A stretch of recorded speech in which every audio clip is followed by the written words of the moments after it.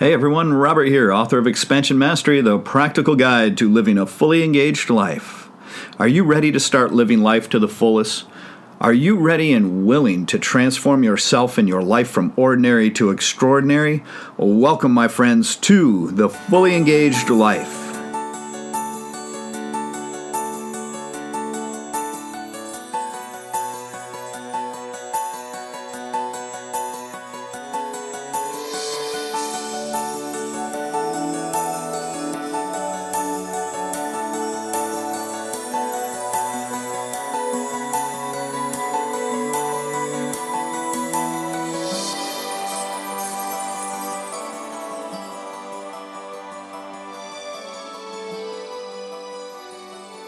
Welcome back to the show, everyone. For those of you who celebrate Thanksgiving, depending on where you live in the world, I hope that you had a fantastic time and got to enjoy family and friends.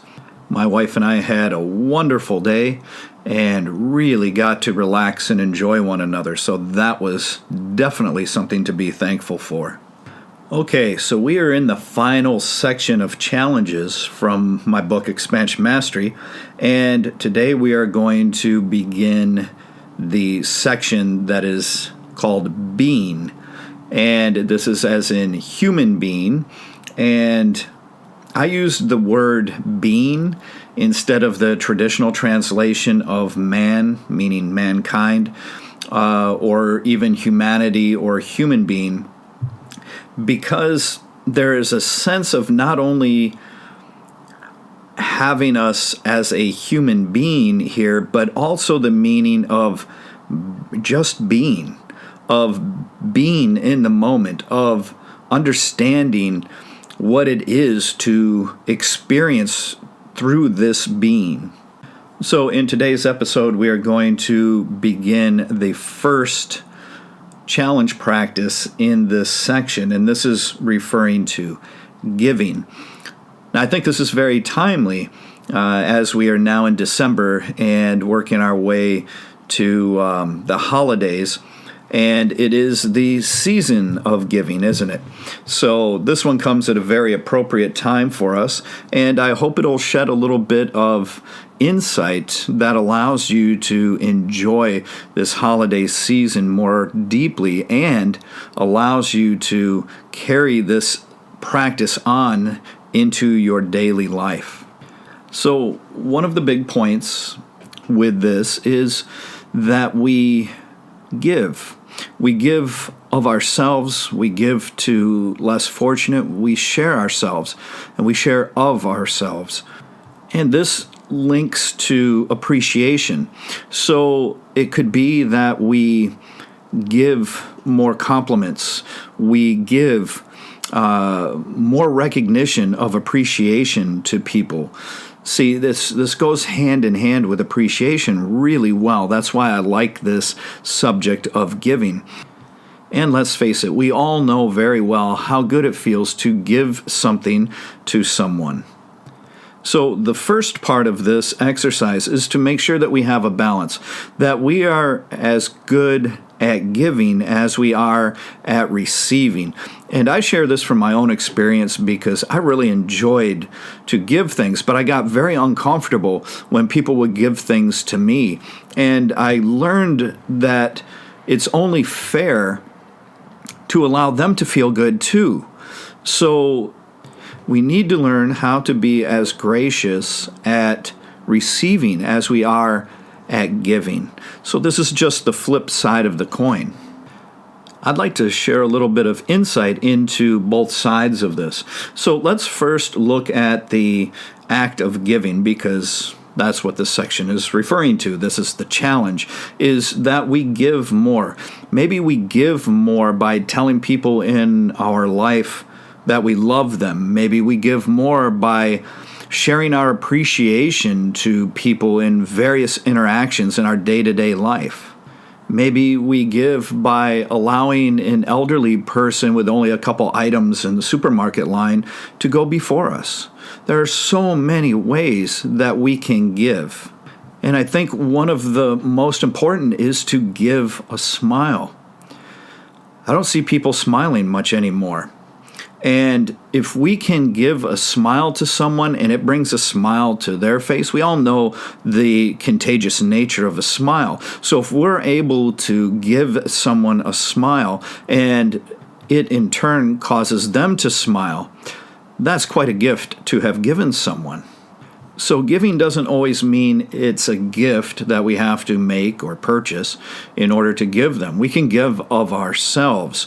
We can give our time. We can give our love. We can give our attention.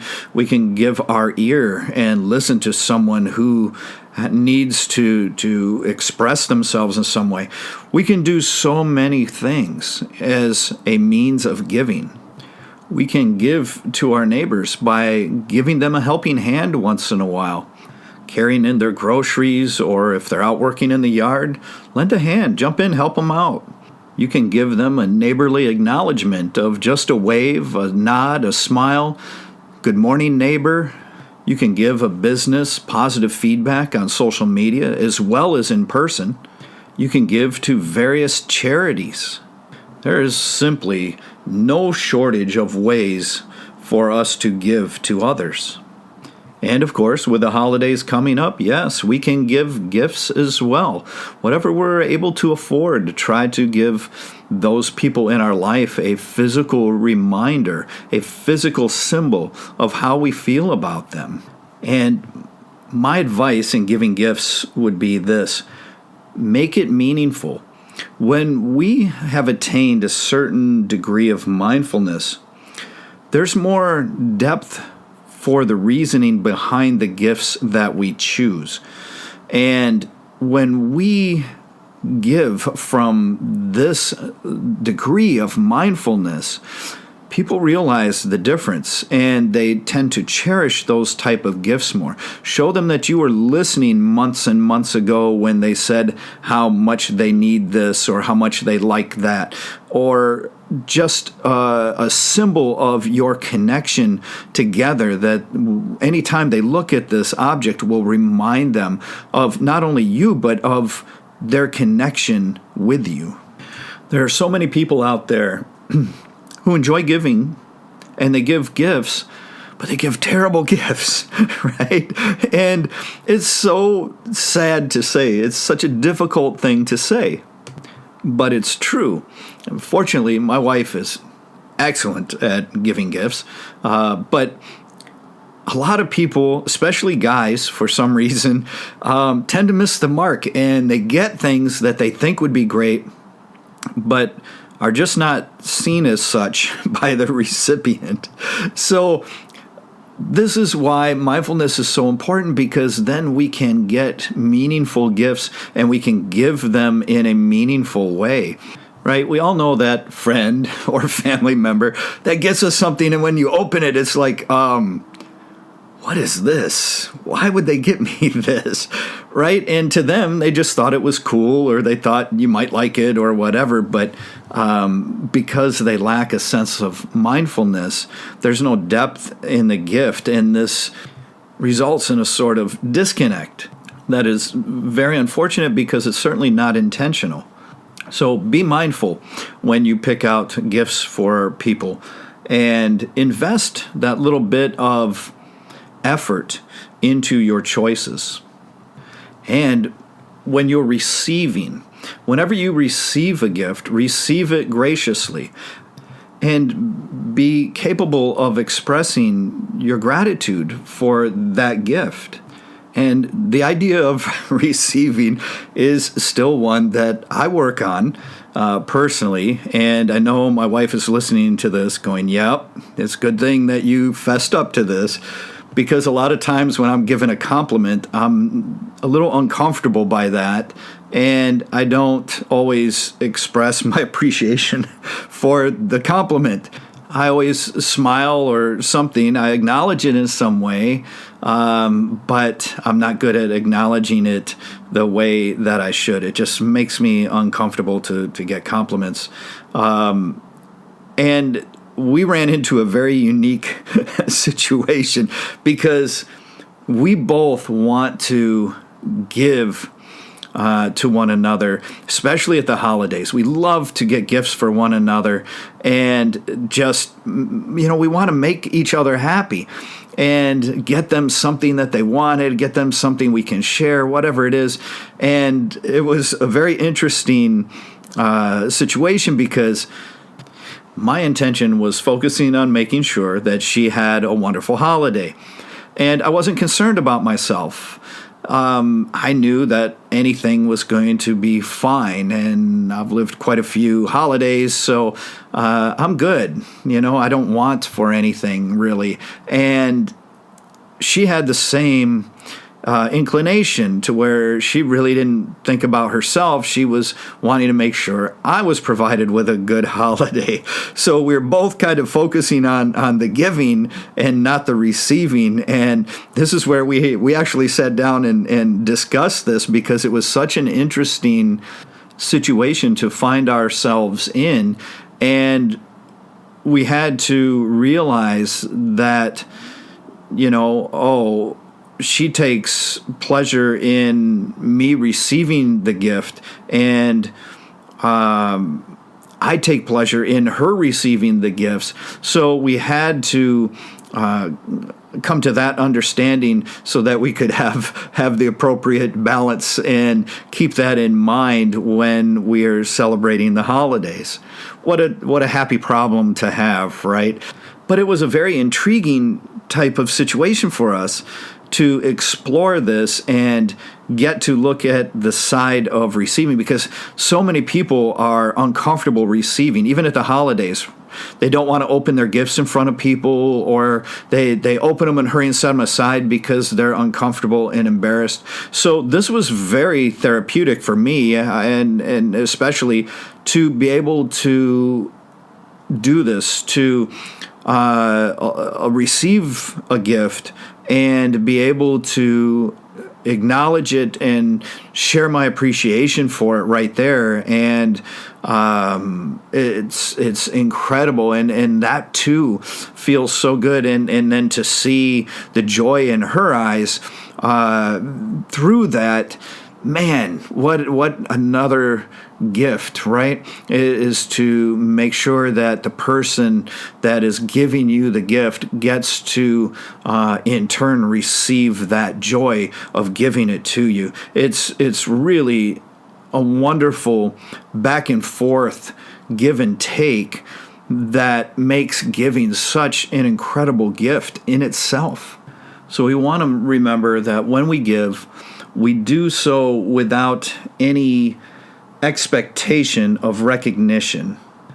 It was very interesting not too long ago, as I was going to Japan. Every time I would take gifts, it's customary to bring your teacher a gift when you go visit.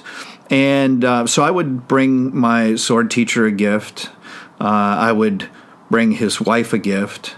I would bring his son a gift, who was grown, and I would give a gift to his son's wife as well as his children. So I always came there with a suitcase full of gifts for my sword teacher and his family, and it was wonderful. I got to dish out gifts to everyone, and they all appreciated it very much, and I really enjoyed being able to do that for them.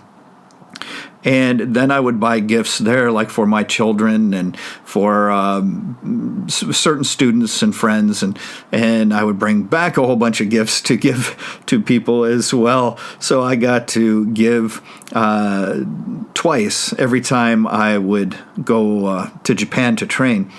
And it's just nice to have this opportunity to give to others. And of course, every time that my visit would end, my sword teacher would always give me all kinds of things to bring home, sometimes more than I could actually fit in my suitcases. So he was very giving as well, not to mention of his time and his knowledge and experience and everything else that he shared with me and gave to me freely, constantly. It's just, this is part of the human exchange. This is part of us being human. One of my favorite ways that I have given which was a complete honor and privilege for me, was to give my time and my training that I had received through wonderful teachers in Japan and China to physically challenged children, specifically amputees. And I gave of my time and the expertise that I had in order to work with some truly extraordinary young people. I expanded that out into working with adult amputees as well, helping them with balance and movement and even light forms of self-defense. The experience is just a fulfilling one for everyone involved. But again, it revolves around giving, volunteering your time, volunteering what you know. There's so many ways to give. Did you know that when you purchase a copy of my book, Expansion Mastery, that a percentage of the proceeds is then given to Habitat for Humanity? It's donated to that charity. And that is how my publisher has things set up. So he's constantly giving back and allowing us to give back through that organization as well. I simply love that. I'm so happy about that aspect of being published through my publisher. So there's just no shortage of ways we can give. And you have to be ready to receive, because you will find that the more you give, the more you'll end up receiving, because you'll attract that back to you. And it's just a wonderful, positive cycle to be in life. And I feel that's an important thing as we become more comfortable financially in our life, as we become more successful in our life. The more successful we become, the more mindful we have to be about giving back. There should always be a balance there. And that keeps us balanced. And it invites more success. And that way, as we succeed more, we can give more. See, this is fantastic. And in this time of extreme ego and greed, I feel that this balance is completely out of whack right now.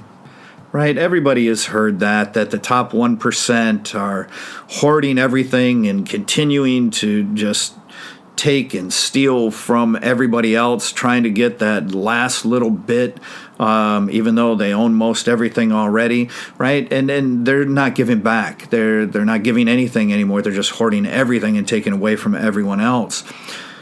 And this is just one of the things that is out of balance in the world right now. I don't need to tell you. You experience that every day, I'm sure. So when we give and when we receive, it allows our heart to open, and it raises our vibration.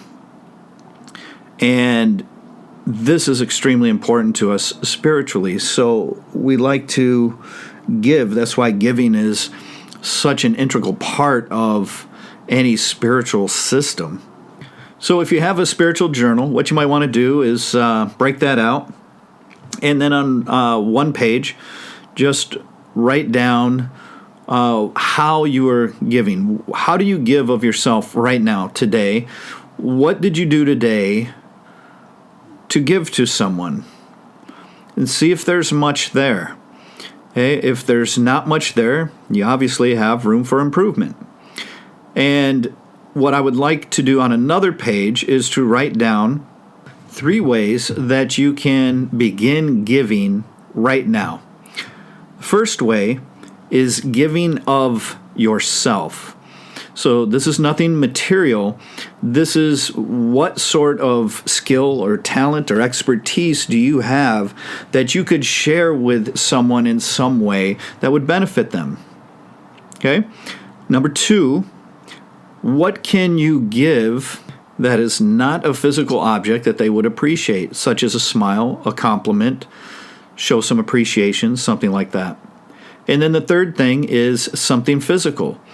What do you have that is a material object that you could give. Now, maybe you purchase a gift for someone. Maybe there's something you have that you give to someone. Whatever it is. Maybe you cook up an extra plate of food and take it to an elderly neighbor or somebody who's ill or something. You know what I mean? So it doesn't have to be something you necessarily buy at the store. Food is still a physical object, right? So anything like that, you can be creative, but have 3 different categories and then try to see what you can give each day to someone. Now, maybe you don't always have physical things to give people, but at least you can do the others. Maybe you can do 2 of one of those. See what I'm saying? Just get used to giving on a regular basis and be able to give freely without attachment to anything that you have. Whenever a student successfully tested for their black belt in my school, I would always give them something of mine. I would give them the organization patch that was on my uniform. I would cut it off and give it to them. My black belt that I'd worn for years and years, I would take it off and present it to them. My gi top even, that I had, a really nice heavy-duty gi top I'd worn for many years, I took that off and gave it to them. You know, I would give these things that I had trained in and that meant something, and I would give them to my students. So just find a way to give in multiple ways, and then see how much you can give each day and see how much you can give in a week. Maybe you don't have the opportunity to give a lot every day. That's okay. We don't want to force it.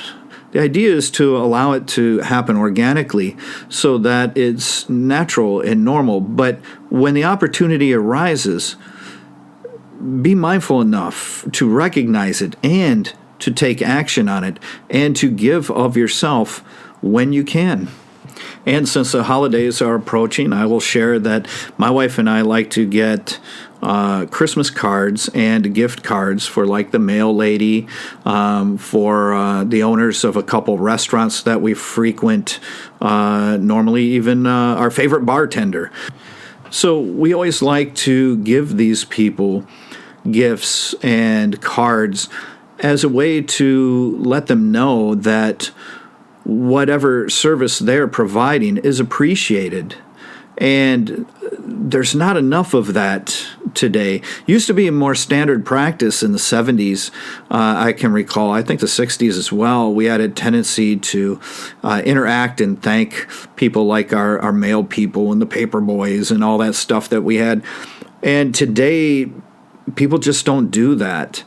They certainly don't do it enough. So by reclaiming this, we reclaim a sense of our humanity, interacting with one another, appreciating one another, giving and receiving with one another. And this makes for the beginnings of a wonderful human interaction.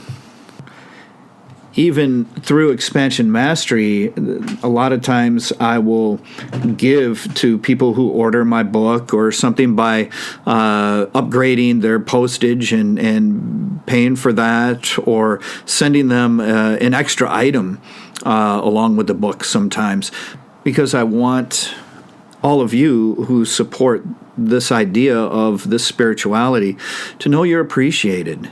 So just work at developing this inner sense of giving where it is part of your nature as a being having this experience. Most of us will find that we can become a little bit better at receiving gifts from others, as well as recognizing that we can do better at giving. And what better time, what better opportunity than the holidays, the end of this year, right? We have Christmas, we have New Year, we have some wonderful opportunities to give in a way that can make someone else's life better. And there's nothing greater than that, is there? So take a look around, see what you can do, see how you can improve yourself in regards to giving and receiving, and make a little extra effort, especially during these holidays, to give and see what manner of giving that you tend to do the most or that you enjoy doing the most. I mean, it's supposed to be enjoyable, so there's nothing wrong with enjoying the fact that you give of yourself in some manner that benefits someone else. And if you would like to give to Expansion Mastery, you can make sure that you share this podcast and subscribe to our YouTube channel and give us support on various forms of social media. And don't forget that giving copies of Expansion Mastery is a wonderful and beneficial gift for those in your life. And anything that you do via social media or feedback or orders on the expansionmastery.com website, I assure you that I will graciously receive that, and I will keep giving everything I can to all of you. Until next time, my friends, I wish you the very best in your practices and your life. Take care.